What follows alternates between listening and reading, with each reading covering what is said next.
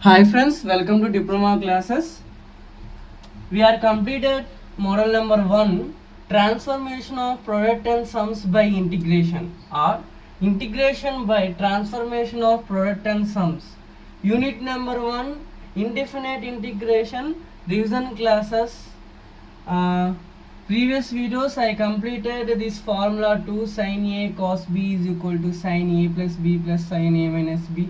We solve some problems, and 2 cos A sin B is equal to sin A plus B minus sin A minus B. We solve some problems, and 2 cos A cos B is equal to cos A plus B cos A plus B plus cos A minus B. We solve some problems, and 2 sin A sin B is equal to cos A minus B minus cos A plus B. We solve some problems, and the special thing, the two problems, integral sin A sin 2A sin 3A, product of sin A sin 2A sin 3A, integration we solved. And also I given homework this one, cos A cos x into cos 2x into cos 3x dx.